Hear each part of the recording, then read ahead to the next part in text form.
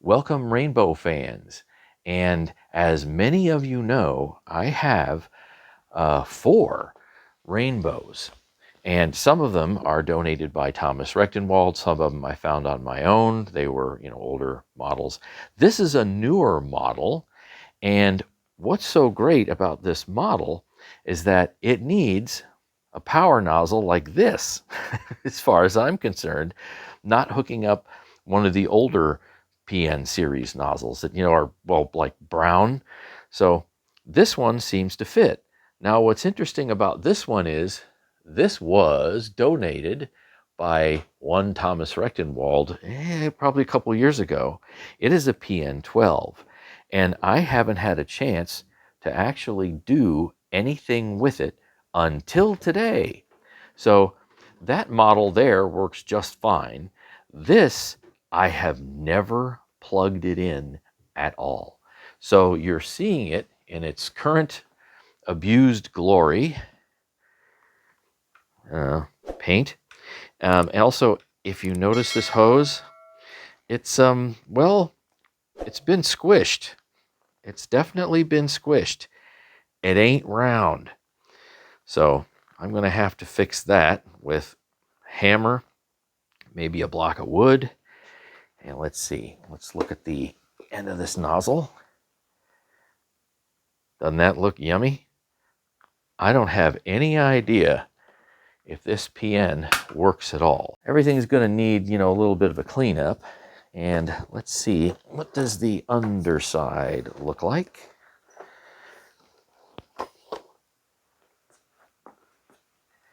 Out of all the rainbow nozzles out there, and I've got several of them, this is actually my favorite. So I like these little spinny brushes here. That one's, well, it's been sitting on cement for a while, so it's gotten a little squashed. I'll see if I can't clean that up maybe and unsquash it. Here's the other one. There's some information for you there. See, PN12 says 1.2 amps. And it's got a brush roll. Feels like it's got a belt. Okay. The brush roll looks pretty decent. I can't remember if I picked the hair out of it or not. Everything looks complete, but I don't know what condition it's in. So I tell you what, since it doesn't look like anything is damaged in particular, how about I set this up and turn it on and see if anything interesting happens. We're going to take a chance, as it were.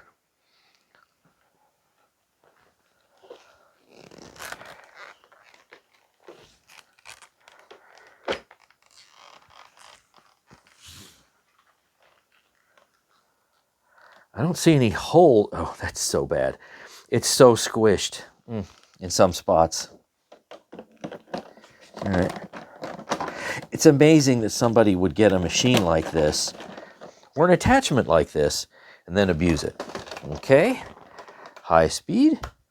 All right. How locked up is that? Well,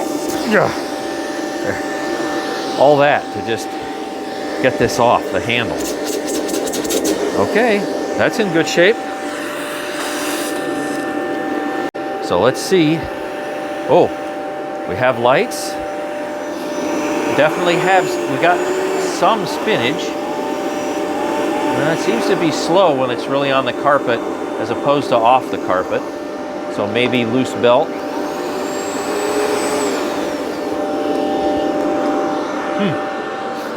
That seems to be okay. A little closer. Yes.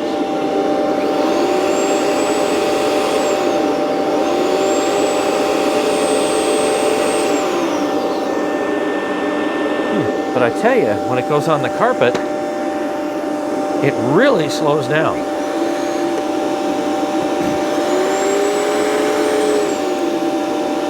I don't think it's supposed to do that.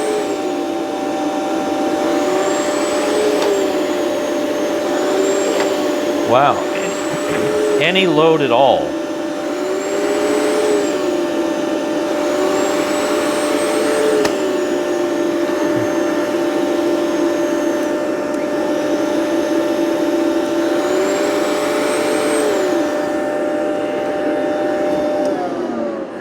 So any load at all, and it just really slows down, maybe like half speed, maybe even less.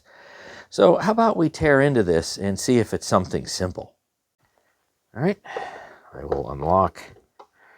And then I think you push these little tabs out and see where's the best way to, you know what? I'm going to take this off.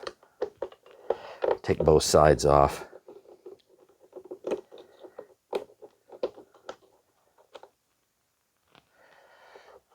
A little bit of hair wrap and goo in there. Not a whole lot though. And I think what I'll do is I'll get these wet and then see if I can't spread them out, put a weight on them so they're not so mangled. This could be kind of funny. I haven't taken this off in a long time. Okay, so just slowly pry it up and out. Over here. Got 3 tabs. Ooh, okay. All right. You think they'd make this toolless, but all right. Oh, well, that's interesting, isn't it? There, take a look at that. Okay, so have a belt and make that a little bit better so you can see that. Oh, and we have a replacement belt in here. It looks pretty old. Look at that. I'm pretty sure I don't have any other replacements other than whatever's here and on there. So I'm wondering if it's just slipping. Now let's see, what's the best way to get this out? Okay.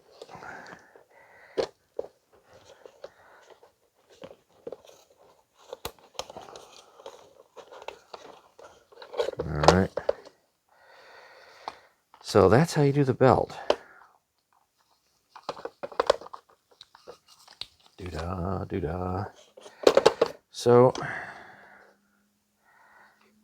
yeah, I think one is a little different than the other one. Here, see, we got them lined up close as I can. One is a lot longer than the other one. So, yeah, this belt, that'll go bye-bye. And then this belt will go on as soon as we clean this up. Yep. So I'm going to clean this up off camera, I think.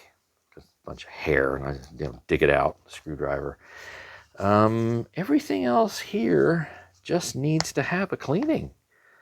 So I see we got some bearings, a little bearing, and it's got a little rubber cap. So if I wanted to, I could add more lubrication to that without replacing that bearing. I wouldn't have to replace the bearings. But these turn so slowly, I can't imagine they're going to really do all that much.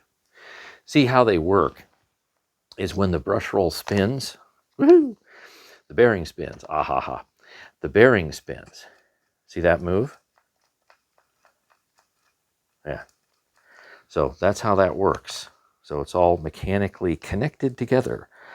Other than that, all I'm really seeing is some dirt and some goo and some hair. So I'm going to go and clean this up. And I just bet you when I put on the new belt, minus the hair and the goo and whatever else, that this will work much better. We are as scrubbed up as we're going to get. Got this nifty little rusty piece in here, adds extra support. But what I really wanted to show you was these end caps kind of separate a little bit if you didn't want to take them, you know, say all the way off. And I cleaned everything with water, yes, including the bearings. And everything will be fine as long as you, say, heat and air dry it. So that's what I'm doing now. So it's a nice warm day, and even though I've scrubbed it and soaked everything with water, All this will literally dry and come out just fine. No issues whatsoever, no additional rust, nothing like that. If you forget to dry it or quick dry it, then that's when you start to get, well, rust. So that's, geez, maybe I should take my wire wheel to that or some sandpaper or something. So you get moisture and you get like dampness and whatnot, and you go and don't dry it properly or quickly, that's when you get rust. So as we wait for some parts to dry, how about we concentrate a little bit more on this head?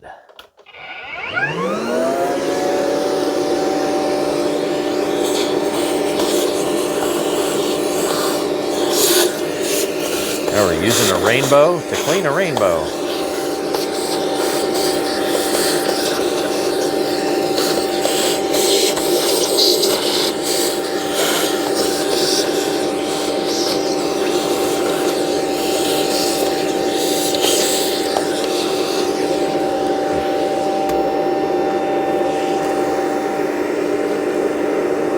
And there's the water.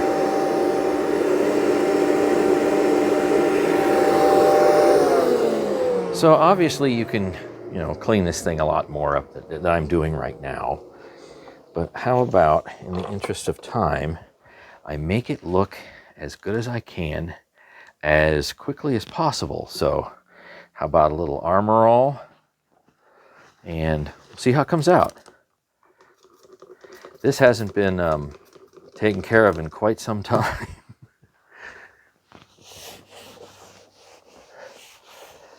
You'd be amazed at what a little bit of Armor All can actually do.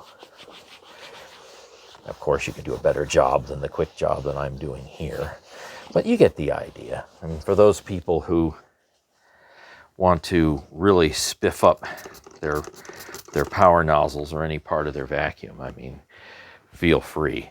You can really go to town, to be sure. Armor All is great for plastic and vinyl. Does a great job. Yeah, there's kind of a dirty wheel. Let's see these? That's what's coming off already. So let's see.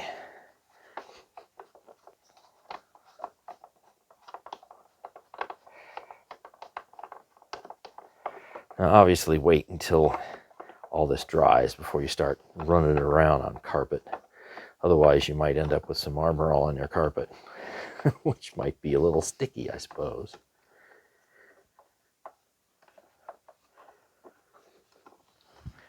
Well, it already smells a little better, and it certainly is looking a lot better. See, let's get the other wheel.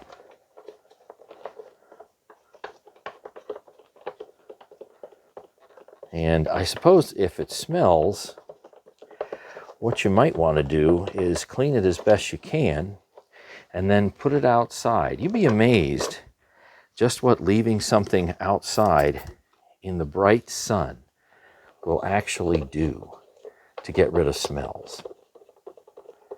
It's quite amazing. All right, so we have the motor spindle all de-haired, and I think we're ready to go, except for the hose. So, I mean, look at that. I can take this little rubber surround, this skirt off and clean it, because, I mean, look at that. Ooh. Of course, I wonder how difficult it is to try to pop that thing back on. So I might not mess with it just for right now, but I can, it's going to be difficult for me to show you this, but I can, for sure, clean that out a bit.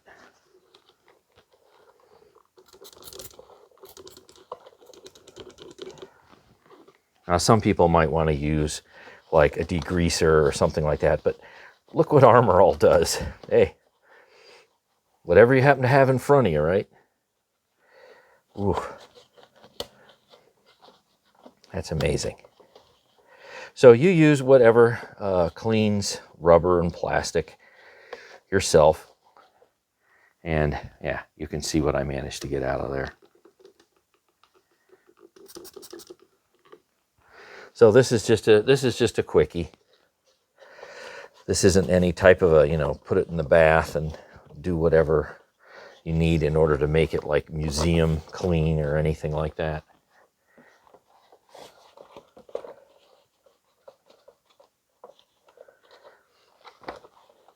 All right, so almost done with what I want to do for this video. You know, a lot of people probably are fairly intimidated with servicing a nozzle like this, because let's face it, this isn't the easiest thing in the world to do.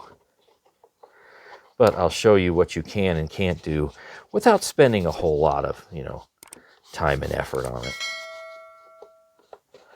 There you go. I'm just doing a general quick cleanup, and there's no clogs. Now, I can see straight through.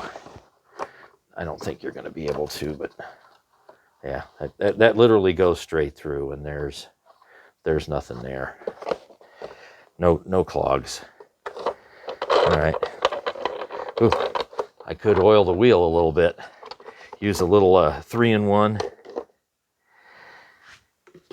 So how about we call this done for now? I'll just come back to it. And let me show you what I do for the hose. And you might like the way that I re-round a egg-shaped hose or not. But I've used this on several occasions, and it works well if you are careful. If you're not careful, I guess you could end up doing some damage. All right, so there. That's all I'm really going to do for this right now. So I think that looks a lot better than what we started with. Okay, so some people may or may not like this. I've been doing it this way for years, and I've never, you know, broken any wires or, you know, messed up anything in a hose. But you certainly have to take it easy. Now, I have some medium pile carpet right here that provides some, shall we say, softness or damping if you don't want to do it directly on concrete. But you can also use a block of wood, both, you know, underneath or on top, to spread out the force of your hammering. So I'm just going to give you a general idea. Oh, that's so bad. That is so terrible. I mean, that squish, definitely egg-shaped. So let me see how fast this turns back to something a little more round. Huh, not bad. Yeah. Now, once again, if you want something to give you a little more control, or to spread out the blows, so to speak, you know, over an area, wider area, you can use a block of wood, both on the top or on the bottom.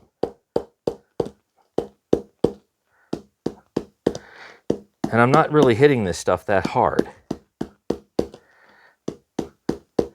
I'm not damaging the outer casing or the wiring therein. Yep. And what it is you just go and do this until you get something sufficiently round and you're satisfied with it. Ooh, that looks like a little bit of, oh, that looks like a big crunch right there. I'll have to go and play with that a little bit more. That's really all it is. Yeah, pretty simple. Now, I'm not doing a more, you know, a more perfect job. I'm not doing the best job I can possibly do. But guess what? It's looking better already. And this is just like, I don't know, latex paint or something. Yeah, this just comes off by peeling it, or maybe putting a little isopropyl alcohol on it or something like that. Yeah, that'll come off. Okay, so let's just continue working, and I will show you the end result. It'll be a lot better than what it was, to be sure.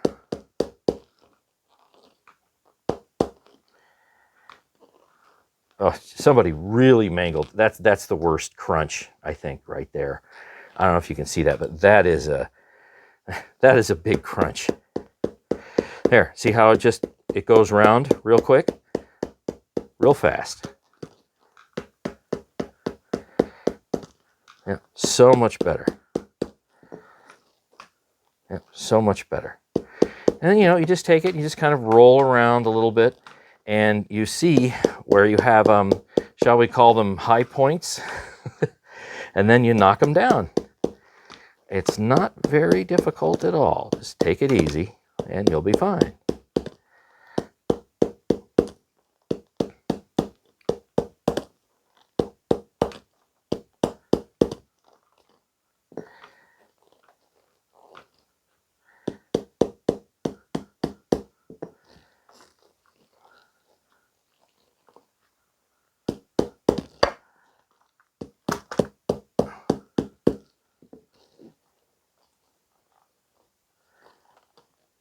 Okay, so I'm going to call that round 1, and I will do round 2 off camera and pick this stuff off.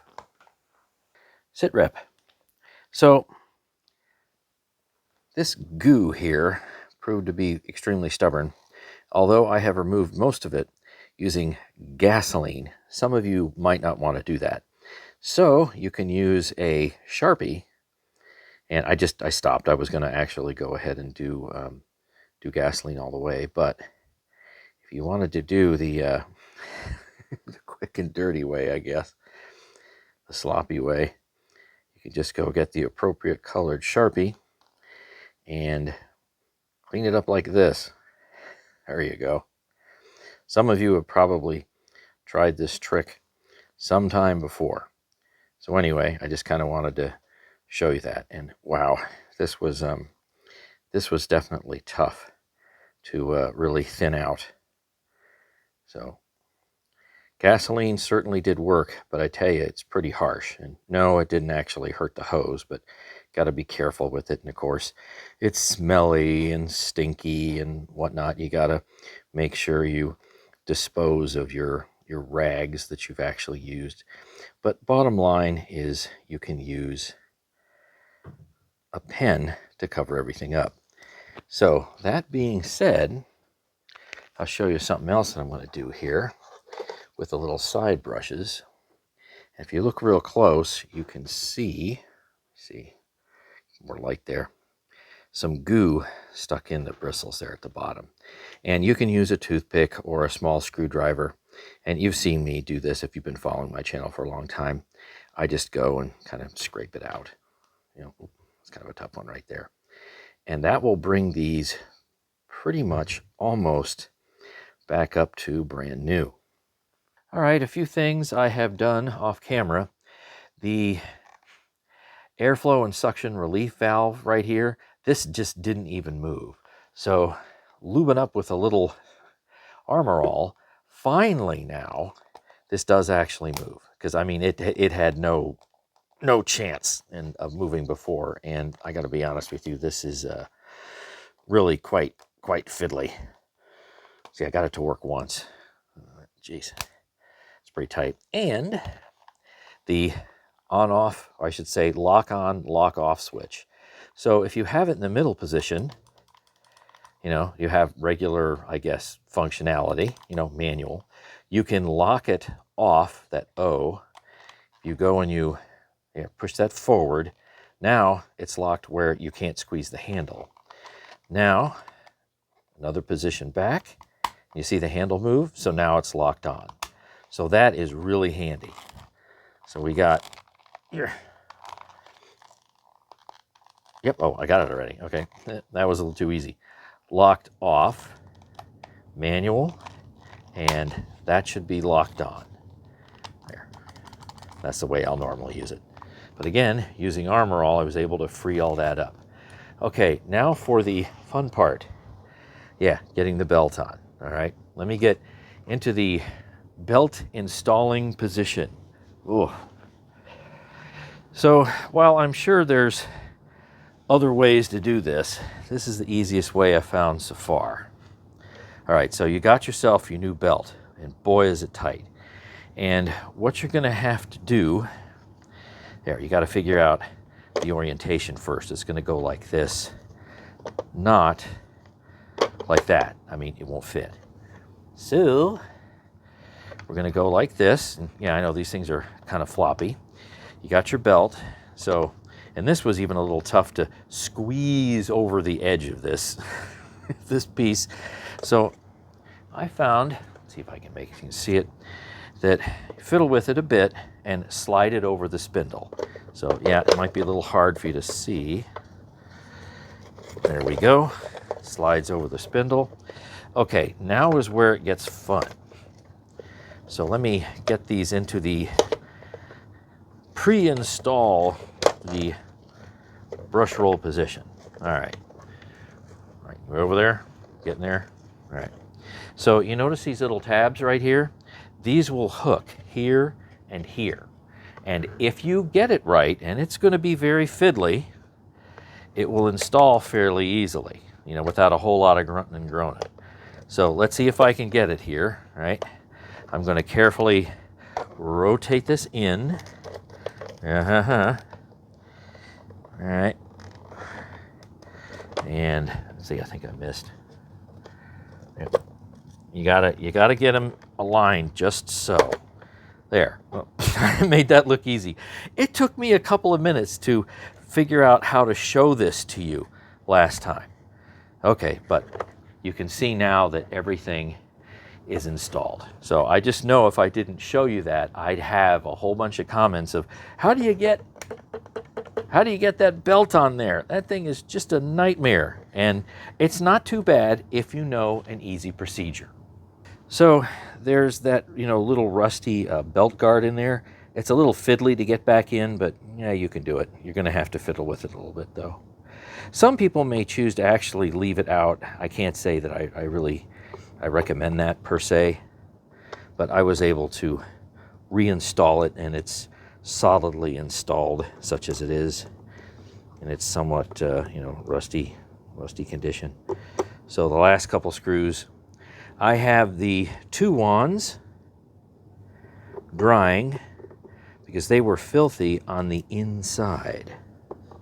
So a lot of goo. So they will be dry here in just a few minutes, and we'll be able to use this.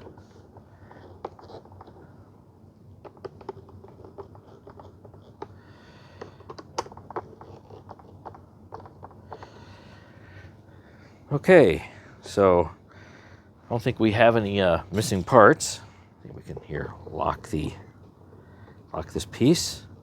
All right, put it to the lock position, and I think that's all we really need to do. So what a what a difference. And just in case you were wondering, can you take the nozzle itself without any wands and plug it directly into the powered brush roll itself? Let's find out. Yep, you certainly can. Look at that. Perfect connection, electrical and otherwise. And you can use this to, well, get into tight areas, or maybe say do the stairs. So there you are. That is handy, especially for, you know, the price that you pay for this thing. That's pretty cool. Like that a lot. Alrighty, let's see how we did.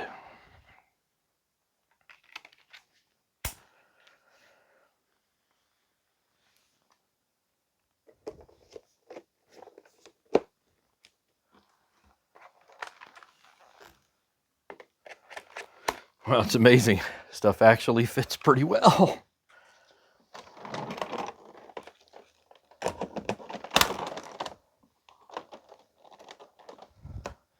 Oh, gotta turn the power on. Details, details.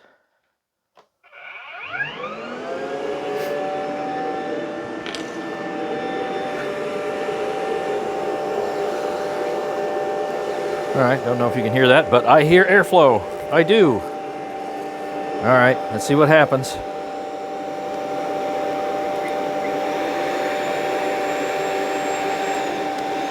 Okay, that seems pretty good, speed-wise.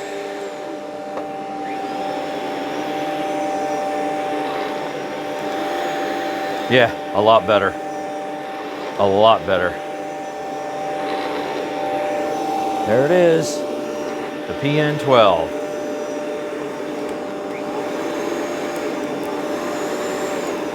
Yeah, there's definitely a speed difference, but it doesn't go down to, you know, barely moving.